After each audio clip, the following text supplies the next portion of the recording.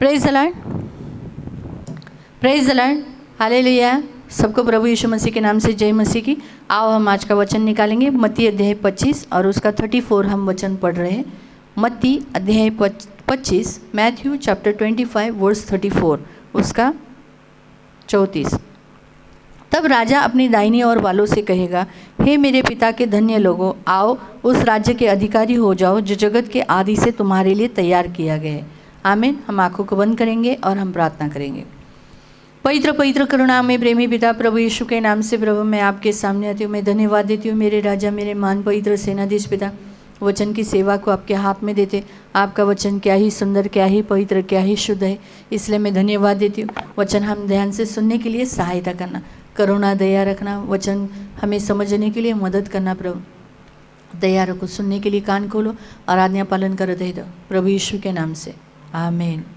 Praise the Lord, hallelujah.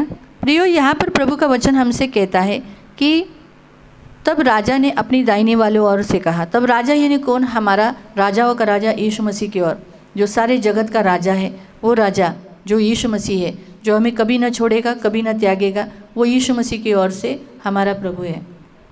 हमारा परमेश्वर विश्वसनीय है, वो हमें कभी नहीं छोड़ता, कभी नहीं त्यागता। ऐसा परमेश्वर जो सारे सृष्टि का राजा है। अगर आप रेवलेशन चैप्टर में पढ़ोगे तो यीशु मसीह राजाओं का राजा है। तो वो राजा कहता है अपनी दाहिनी वाली ओर से। दाहिनी वाली ओर कौन है? ये न्याय के दिन के विषय में दिया गया है।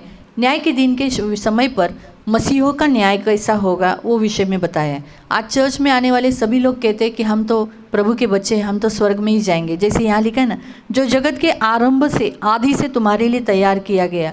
जो जगह सृष्टि बनाने से पहले परमेश्वर ने जो चुने हुए लोगों के लिए जगह बनाया, वो जगह में हमें जाना है। लेकिन उस जगह में जाने के लिए सब चर्च में आते हैं, लेकिन चर्च में कौन से लोग जाएंगे?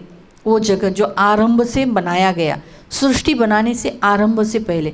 इसलिए न्याय के विषय में यहाँ बताया गया है कि चर्च में सभी लोग आते हैं, सबको लगता है हम स्वर्ग जाएंगे, सभी लोगों को लगता है कि हम तो स्वर्ग के राज्य के वारिस हैं, हम तो स्वर्ग ही जाएंगे। लेकिन यहाँ न्याय मसीहों का बताया है कि कैसे होगा। परमेश्वर क्या करेगा? अपने स्वर्गदूतों के द्वारा वो क्या करेगा? दाहिनी और बाई ओर कुछ लोगों को कर देगा।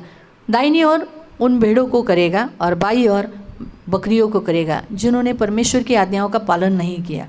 अब बाई ओर वाले लोगों से वो कहता है, वो कौन से लोग हैं जो बाई वाले लोग? भेड़।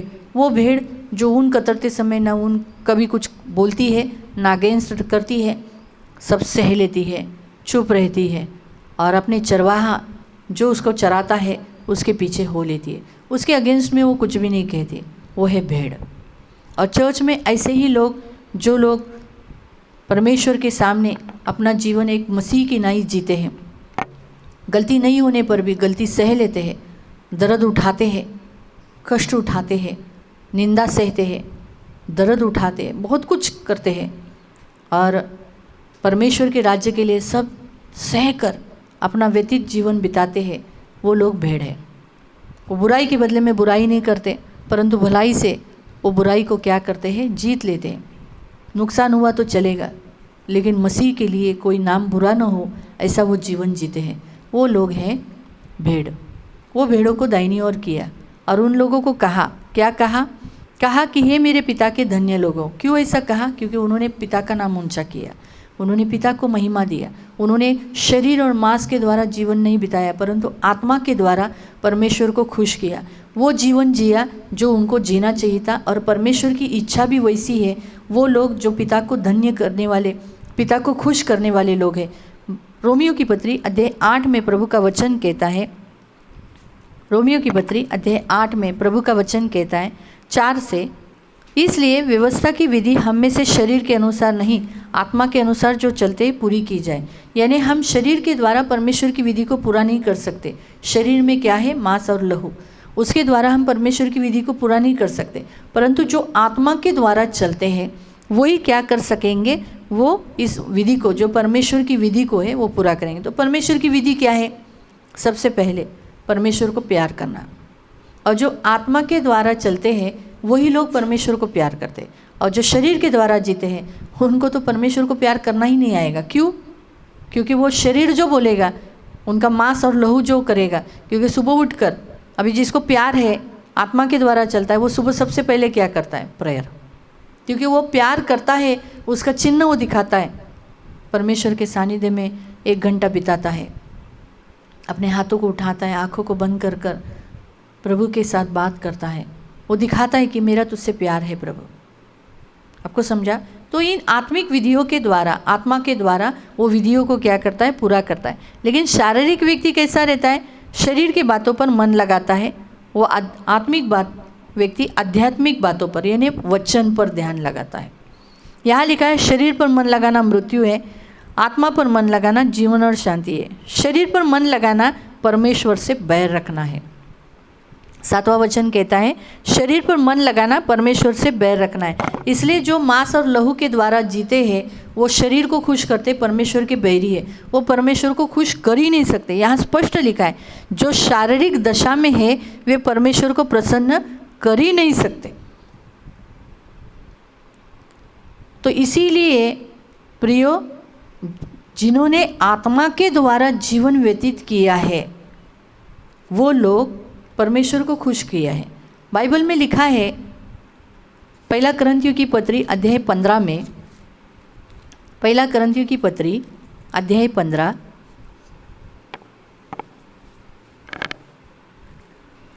और उसका 50वां वचन।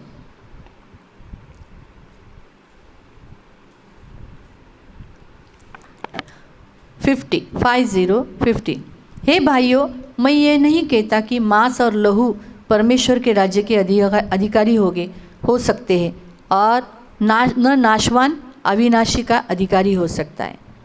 स्पष्ट रीति से यह वचन बताता है, हे भाइयों, मैं ये कहता हूँ कि मांस और लहू यानी जो शारीरिक रीति से जी रहा है वो परमेश्वर को कभी खुश नहीं कर सकता।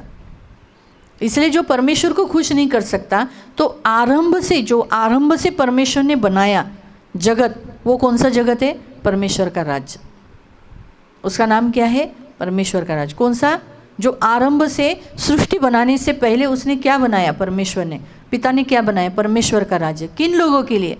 जो आत्मा के द्वारा चलते हैं, जो आत्मा के द्वारा चलते उन लोगों के लिए बनाया। जो मांस और लहू के द्वारा जीते हैं, शरीर पर मन लगाते हैं, अपनी इच्छाओं को, अपनी लालसाओं को पूरा करते हैं, अपने रीति रिवाजों को मानते हैं, अपने मनुष्य संसार जैसे चलता है वैसे चलते हैं, वो कभी भी इस परमेश्वर के राज्य के अधिकारी नहीं होंगे। हम परमेश्वर के राज्य के अधिकारी हैं और परमेश्वर ने हमें चुना है और हम सचमुच बाई ओर के लोग हैं जिन्हें यीशु कहता है, हे मेरे पिता के धन्य लोगों, जिन्होंने सचमुच पिता को खुश किया। तो वो उनका बाहरी आवरण और भीतरी आवरण, बाहरी आवरण और भीतरी आवरण मसीह को जैसा होगा। जो भीतर से चेंज है वो बाहर से चेंज है। बहुत से लोग बाहर से चेंज दिखाते लेकिन अंदर से चेंज नहीं दिखाते। भीतरी भाग से अगर आप चेंज हो, अगर हम मसीह अंदर से हैं तो हमारा चाल चलन बाहर से भी मसीह का होगा। आत्मा के द्वारा हम चलेंगे। अगर हम अंदर के भागों से आत्मिक रीति से जी रहे हैं तो हमारा चाल चलन शरीर में भी कैसा होगा? सुबह उठकर हमारा शरीर ऑटोमेटिकली प्रेयर करेगा। खाना बनाने से पहले, टिफ़िन बनाने से पहले, कुछ भी काम करने से पहले वो प्रेयर के लिए बैठेगा। उसको ये चिंता नहीं रहेगी, अरे बाप रे आज फ्राइडे, जल्दी जल्दी करो, जल्दी नहीं, पहले प्रेयर करो, बाद में सब। आपको समझा? यहाँ पर हमारा परमेश्वर हमें स्पष्ट रीति से बताता है कि जो आत्मा के द्वारा चलते हैं वो परमेश्वर के राज्य के अधिकारी है और न नाशवान यानी जो नाश होने वाले हैं, जिन्होंने अपनी मर्जी से जीवन जिया, जिन्होंने कभी पिता को खुश नहीं किया, वो ऐसे जीवन जिए जैसे कि वो क्रूस के बैरी है। जो फिलिपियों की पत्री अध्याय 3 में हम पढ़ते हैं 17 से 18वां वचन, कि वो ऐसे जीवन चले, ऐसा चाल चला जैसे कि वो दिखा रहे, होठों से तो बोल रहे, होठों से क्या बोल रहे? यीशु ही मेरा प्रभु है, लेकिन चाल ऐसी चल रहे हैं, कार्य ऐसे कर रहे जैसे वो क्रूस के बैरी है। वो क्रूस यानी यीशु के बैरी है, दुश्मन है, ऐसे चाल चल रहे। आपको भी मालूम होगा चर्च में ऐसे टाइप के बहुत सारे लोग आते हैं, है ना? यहाँ बोलेंगे हालेलुया और बाहर जब उनके रीति रिवाज चलते रहते तो वहाँ वो आगे नाचने के लिए रहते हैं। उनके रीति रिवाजों में, सामाजिक कार्यों में वो लोग वहाँ संसार में रहते हैं। आपको ये कोई नई बात नहीं है। वो यहाँ आके तो दिखा रहे कि हम मसीह हैं। इसलिए मैंने कहा ना कि न्याय के दिन में यीशु को मालूम है कैसे बाई और कैसे लोगों को करना। अभी देखो, अगर मैं कुछ लोगों को अलग कर दूंगी, अरे तू तो मूर्ति पूजा करता है, अरे तू तो ये करता है, तू तो उस दिन वो सामाजिक कार्य में तूने ऐसा ऐसा किया, चल चल बाजू हो जा, इधर नहीं बैठ, जाके पीछे बैठ, क्या हो जाएगा? वो गुस्सा हो जाएगा और फिर कुछ लोग गुस्से में बैठेंगे, गुस्से मेरे से नाराज़ करेंगे, दुश्मनी रखेंगे और कुछ लोग चर्च छोड़ के चले जाएंगे। लेकिन यीशु मसीह जब ऐसा करने वाला है न्याय के दिन में, कलीसिया में जितने, मैं ये नहीं कहती हूँ कि सिर्फ सियोन कलीसिया, सारे चर्च, उसका एक कलीसिया, सब चर्च जब एकत्रित हो जाएगा लास्ट में और वो लोगों को डिवाइड करेगा, अलग करेगा। चर्च में से आने वाले सभी लोगों में से दाहिनी ओर भेड़ों को, बाई ओर बकरियों को। उस समय बाई वाले लोग ना नाराज़ होंगे, ना ही कुड़कुड़ाएंगे, ना छोड़ के जाएंगे, सिर्फ रोएंगे और गिड़गिड़ाएंगे, माफ़ कर, क्षमा कर, ऐसा करेंगे। मालूम हुआ? उसके सामने कुछ नहीं कर पाएंगे। आज मौका दिया है, आज समय दिया है, हम चेंज हो जाएं, हम भी बाई वाले लोगों के और हो जाए। राजा अपने बाई वाले दाई और लोगों से, भेड़ों से कह रहा है, हे मेरे पिता के लोगों, जो राज्य मेरे पिता ने आदि से तुम्हारे लिए तैयार किया, उस राज्य के अधिकारी हो जाओ। इसलिए नाशवान, यानी जो शरीर नाशवान है, जो शरीर के पीछे खुश हुआ, जब दारू चाहा दारू दिया, तंबाकू चाहा तंबाकू दिया, व्यभिचार चाहा व्यभिचार किया, मूर्ति पूजा चाहिए मूर्ति पूजा की, डांस करना चाहा खड़ा खड़ा संसार में नाचे, मज़ा मारे, जो ये शरीर ने जो कुछ चाहा वो सब कुछ पूरा किया, वो नाशवान अविनाशी, जो कभी ख़त्म न होगा, कभी मिटेगा नहीं, ऐसे अविनाशी का अधिकारी नहीं हो सकता। मालूम हुआ? इसलिए प्रियो, आज के इस वचन से प्रभु हमें कहता है कि हमारे लिए एक ऐसा राज्य तैयार किया है जिसे स्वर्ग का राज्य, परमेश्वर का राज्य बोला गया है। कौन सा राज्य? परमेश्वर का राज्य हमारे लिए बनाया गया है। वो आज उस राज्य में हमें करना क्या है? उस राज्य का हमें अधिकारी होना है। उस राज्य का अधिकारी होने के लिए हमें करना क्या है मालूम? आत्मा के द्वारा चलना है। प्रियो, आज हमारे ज़िंदगी में परमेश्वर हमें जब कुछ बातें प्रकट करता है तो आपको मालूम है, हमारा शरीर और मांस और लहू हमें प्रकट नहीं करता, वो तो हमारा स्वर्गीय पिता हमारे जीवन में कुछ गुप्त बातों को प्रकट करता है। वो उन्हीं लोगों को जो आत्मा के द्वारा चलते हैं।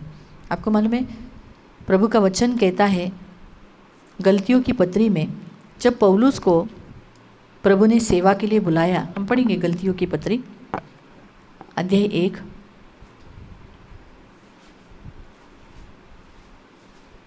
प्रभु के पीछे चलने के लिए बुलाया,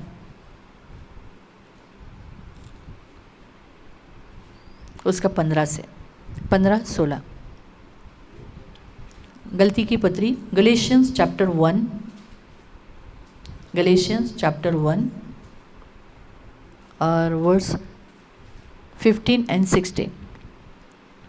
परंतु परमेश्वर की, जिसने मेरी माता के गर्भ से मुझे ठहराया और अपने अनुग्रह से मुझे बुला लिया, जब इच्छा हुई तो मुझ में अपने पुत्र को प्रकट करे कि मैं अन्य जातियों में उसका सुसमाचार सुनाऊं, तो मैंने न तो मांस और लहू से सलाह ली।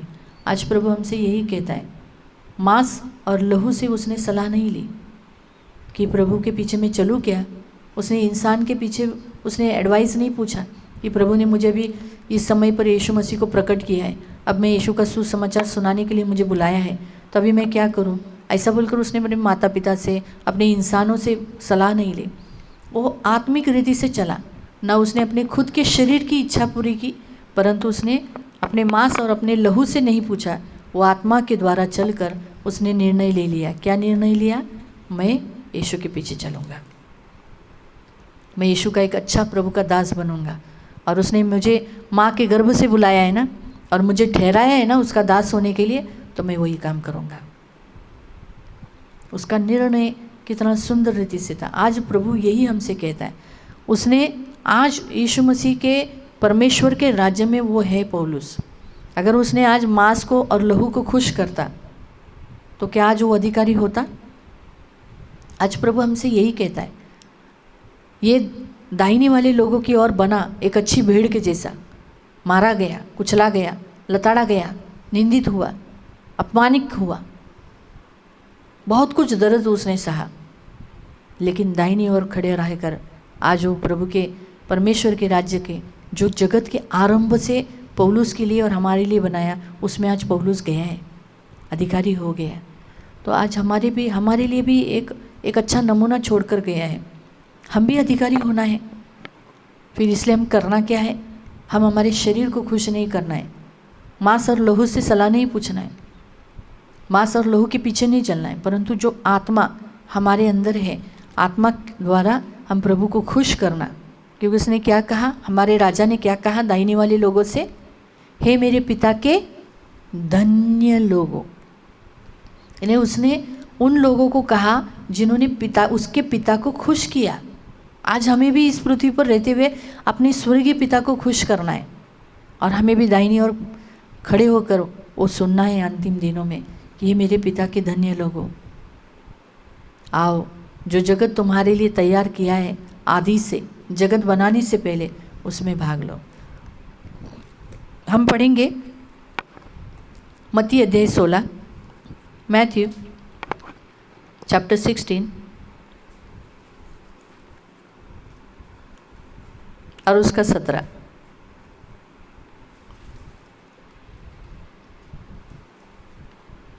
उसका 17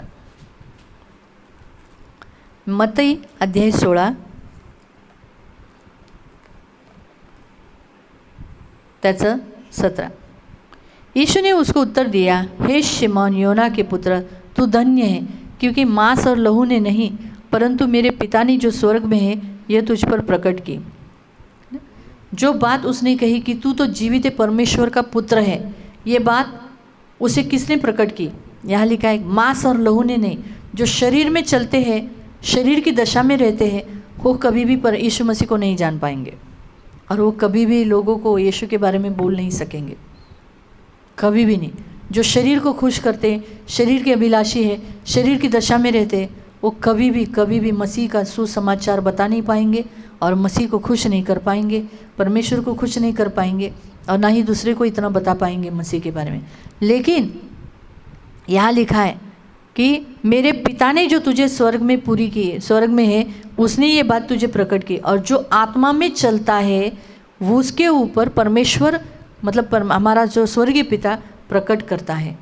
वही व्यक्ति बोल सकता है आज लोगों को कि यीशु मसीह परमेश्वर का पुत्र है। जो शरीर पर मन लगाने वाला, मांस और लहू के द्वारा जीने वाला, उसके अंदर हमेशा संसार में जाने की इच्छा रहेगी। और जो आत्मा के द्वारा चल रहा है और पिता को खुश करना चाहता है, वो क्या करेगा? वो प्रभु को बारे में बताने का प्रयत्न करेगा। उसे प्रभु को कैसे बताना, कैसे नाम फैलाना, उसके विषय में रहेगा। हालेलुया। हम पढ़ेंगे यूहन्ना अध्याय, जॉन चैप्टर 3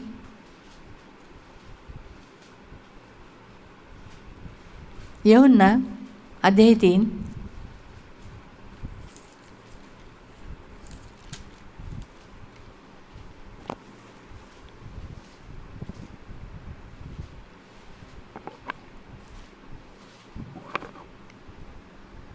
और उसका 5 और 6। यीशु ने उत्तर दिया, मैं तुझसे सच सच कहता हूँ, जब तक कोई मनुष्य जल और आत्मा से न जन्मे वह परमेश्वर के राज्य में प्रवेश नहीं कर सकता। क्योंकि जो शरीर में जन्मा है वो शरीर है, और जो आत्मा में जन्मा है वो आत्मा है। इसीलिए प्रियो, जिस राज्य का अधिकारी हमें होना है, जो मांस और लहू के द्वारा नहीं परंतु आत्मा के द्वारा जिसने जन्म लिया है, वही उस देश का वारिस होगा, अधिकारी होगा। यहाँ स्पष्ट रीति से लिखा है कि परमेश्वर के राज्य में, 5वां वचन, परमेश्वर के राज्य में प्रवेश नहीं कर सकता। कौन? जो जल से, पानी से तो बपतिस्मा लिया, लेकिन आत्मा के द्वारा भी बपतिस्मा लेकर, आत्मा के द्वारा भी चलकर वो व्यक्ति परमेश्वर के राज्य में प्रवेश नहीं कर सकता। इसलिए आत्मा के द्वारा जो चलता है बपतिस्मा लेने के बाद भी, आत्मा के द्वारा आत्मिक रीति से क्रिया करता है, शारीरिक दशा में नहीं है, वो व्यक्ति परमेश्वर के राज्य में है। अपने आप को, जो लोग यीशु के राज्य में चर्च में आते हैं लेकिन मूर्ति पूजा करते हैं, जादू टोना करते हैं, भक्तों के पास जाते हैं, दारू पीते हैं, रंगरलिया करते हैं, गंदे गंदे काम करते हैं, झूठ बोलते हैं, ऐसे सब काम करने वाले लोग अभी भी पृथ्वी पे है। वो लोग परमेश्वर के राज्य में नहीं। वो लोग चर्च में आते हैं, संडे चर्च में आ रहे हैं, संडे चर्च में आकर भी, लेकिन वो लोग हैं कि यहाँ कहाँ पर? पृथ्वी पर, परमेश्वर के राज्य में नहीं है अभी भी। उन्होंने बपतिस्मा लिया है। बपतिस्मा लेने वाला किस में प्रवेश करता है? परमेश्वर के राज्य में। लेकिन बपतिस्मा लेकर भी अगर जो दारू पी रहा है, मूर्ति पूजा कर रहा है, व्यभिचार कर रहा है, संसार की अभिलाषाओं को पूरा कर रहा है, शरीर के अनुसार चल रहा है, तो वो अभी भी संसार में है, पृथ्वी पर है, वो परमेश्वर के राज्य में नहीं है। वो आया था, बपतिस्मा लिया था, स्वर्ग के राज्य में प्रवेश किया, कदम भी रखा, 2-3 कदम चला, वापस पृथ्वी पे आया वो। और इसीलिए आज चर्च में आने वाले सबको लगता है मैं तो परमेश्वर के राज्य में हूँ, मैं तो परमेश्वर के राज्य में हूँ, मैं तो परमेश्वर के राज्य में हूँ। परमेश्वर के राज्य में जो है वो आत्मा में चलता है, और वही लोग जो जगत बनाने से पहले बनाया गया परमेश्वर के राज्य का अधिकारी होगा। मालूम हुआ? हम पढ़ेंगे रोमियो की पत्री अध्याय 2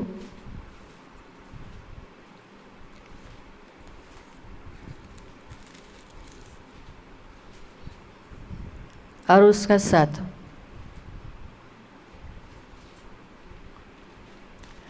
जो सुकर्म में स्थिर रहकर महिमा, आदर, अमरता की खोज में है, वह अनंत जीवन देगा, उन्हें वो अनंत जीवन देगा। क्या लिखा है?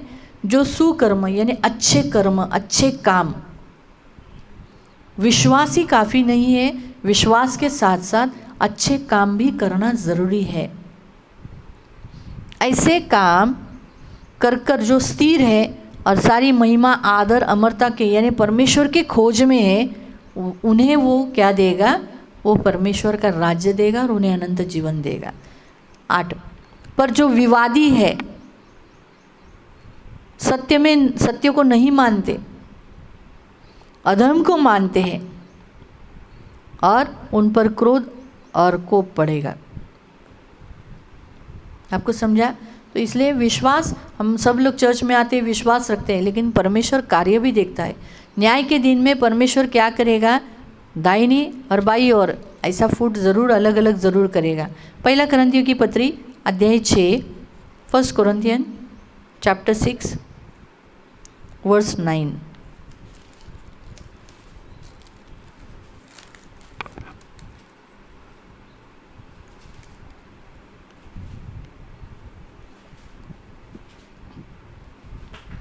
पहला कुरिन्थियों की पत्री अध्याय 6 और उसका 9। क्या तुम नहीं जानते अन्यायी लोग परमेश्वर के राज्य के वारिस न होगे?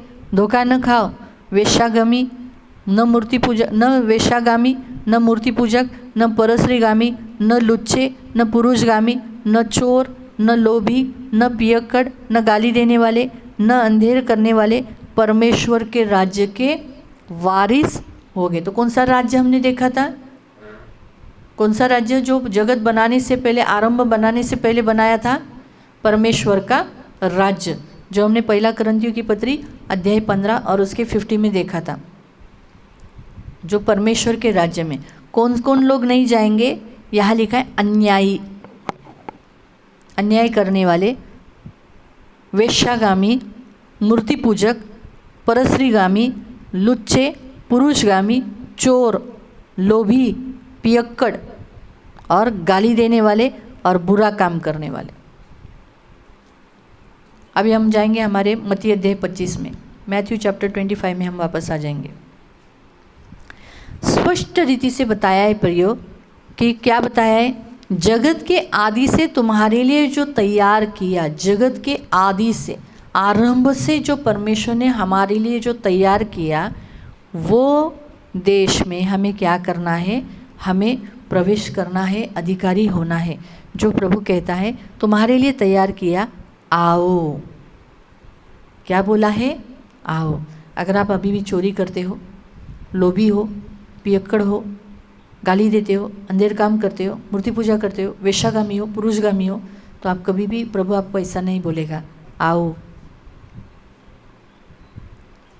प्रभु आपको कभी भी नहीं बोलेगा आओ, परंतु क्या कहेगा? हे श्रापित लोगों, मेरे सामने से उस अनंत आग में चले जाओ। 41 वचन क्या कहेगा? मत्ती अध्याय 25 का 41 में लिखा है, मेरे सामने से श्रापित लोगों अनंत आग में चले जाओ, चले जाओ। यहाँ उन लोगों को क्या बोलेगा? आओ। क्या बोलेगा? आओ। और उनको बोलेगा चले जाओ, बाई वाले लोगों की ओर।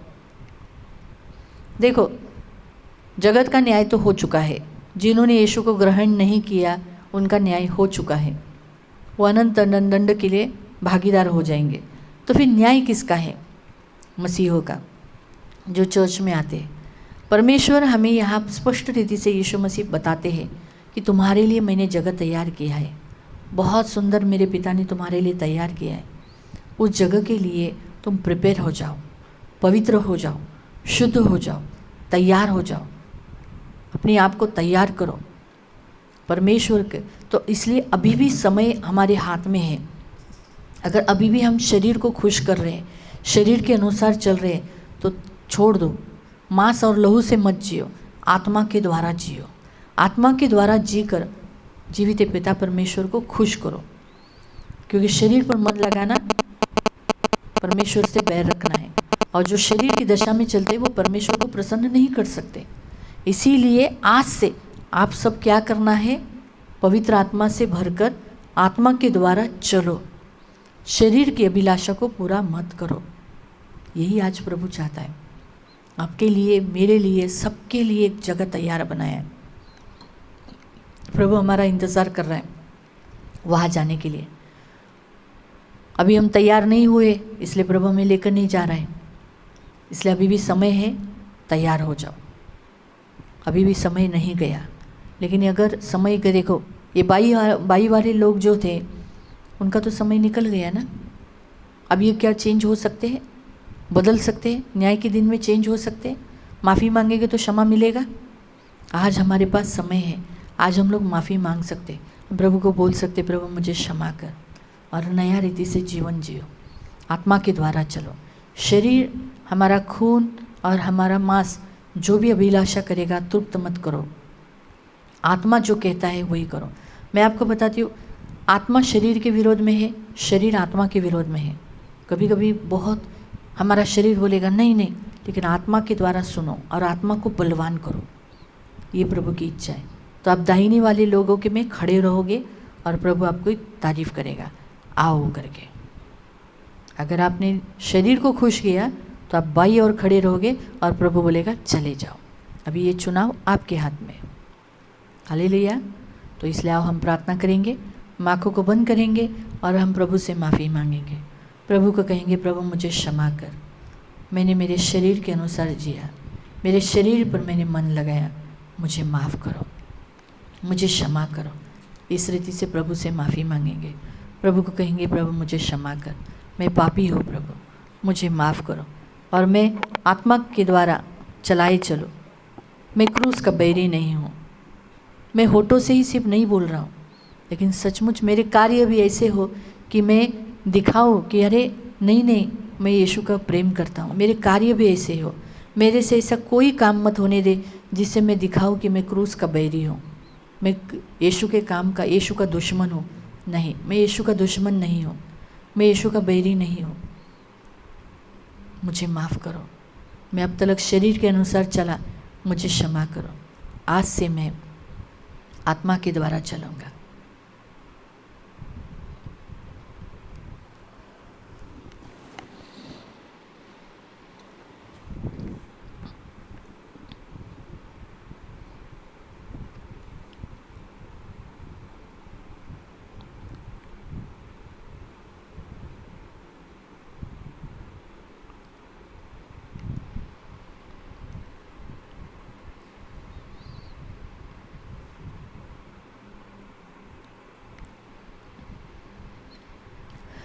पवित्र पवित्र करुणामय प्रेमी पिता प्रभु यीशु के नाम से प्रभु मैं आपके सामने आती हूँ। हाँ प्रभु, जगत के आरंभ से आपने हमारे लिए प्रभु परमेश्वर का राज्य तैयार किया है, और मांस और लहू कभी भी उस देश के अधिकारी नहीं होंगे, और न नाशवान उस देश अविनाशी देश का अधिकारी होगा मेरे महान पवित्र सेनाधीश पिता।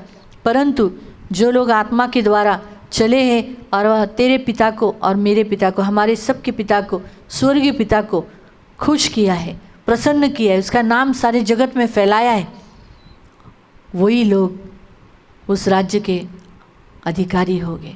तो हम सबको प्रभु आत्मिक रीति से चलने के लिए और अपने स्वर्गीय पिता को खुश करने वाला बनने के लिए मदद करना। हम में से बहुतायत लोगों ने शरीर के अभिलाषा के अनुसार चले हैं, क्षमा करना, दया रखना, ये मेरी खास विनती है प्रभु। सब कुछ आपके हाथ में दिया है, अनुग्रह मांगते हैं प्रभु, ये मेरी खास विनती है। सब कुछ आपके हाथ में दिया है प्रभु। हम भी बाई वाले लोग ही रहे प्रभु, हम कभी भी दाहिनी ओरी लोग हम बने, बाई वाले लोग हम कभी नहीं बने प्रभु। हम दाहिने वाले लोग बने, और जिसे तू कहेगा हे मेरे पिता के लोगों तुम धन्य हो, आओ।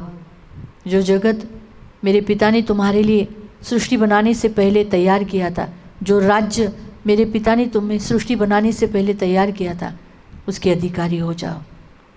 हम भी वही होने के लिए मदद करना, हमें दाहिने वाले लोग भेड़ की नहीं हम बनने के लिए मदद करना। सभी को आशीषित करते हो, धन मान सम्मान से दीर्घायु से तृप्त रहने के लिए प्रार्थना करते, रक्षा करना प्रभु। धन्यवाद। हम हमेशा अपने आप को जागरूक रखें, चौकसी करें प्रभु, ये मेरी विनती है प्रभु यीशु के नाम से, आमीन। सगळ्यांना प्रेज द लॉर्ड।